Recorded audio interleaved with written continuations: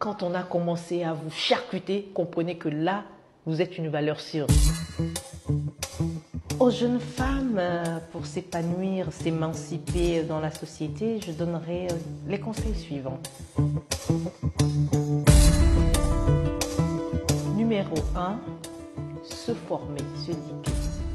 Parce que ça va être la base de leur avenir, en ce sens où elles apprendront à faire quelque chose. Deuxième conseil, découvrir son talent. Il est important de découvrir sa vocation, identifier son talent, savoir reconnaître où est-ce qu'on est bon, où est-ce qu'on est fort.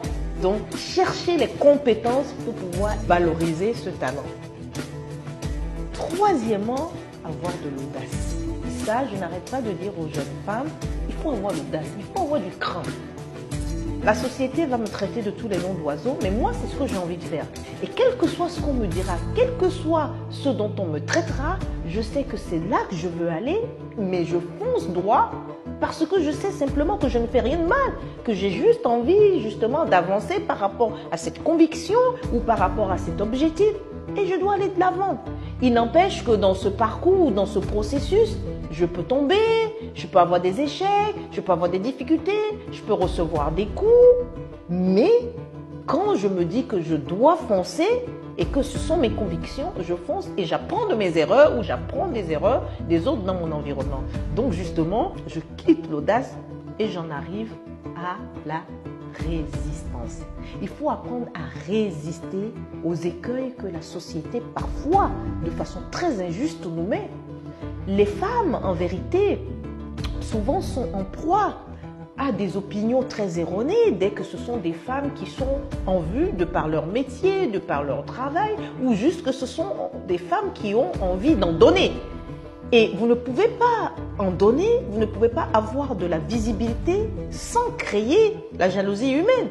Mais par rapport à ça, si parce que vous êtes femme et votre visibilité dérange à la fois des hommes et vos comparses, et que vous ne vous êtes pas forgé un caractère d'acier, mais vous allez abandonner et malheureusement vous allez perdre votre chance. La résistance à toute forme d'exclusion, la résistance à toute forme d'exaction. Parfois, ce sont des exactions morales. C'est-à-dire que tellement on aura rabâché des bêtises sur vous que parfois vous regarderez dans la glace, vous allez dire, mais écoutez, je ne suis pas celle qu'on veut faire passer pour. On ne jette la pierre qu'à l'arbre qui porte des fruits. Quand on a commencé à vous charcuter, comprenez que là, vous êtes une valeur sûre. Foncez. Enfin, il faut garder du cœur. Ne pas oublier que vous êtes une femme.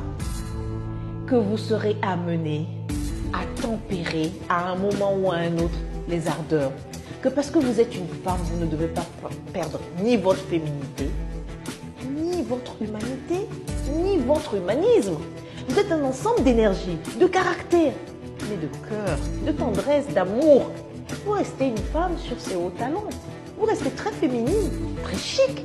Et ça, il n'y a juste pas de prix à cultiver ensemble ce caractère, je dirais, holistique de ce que c'est que la femme.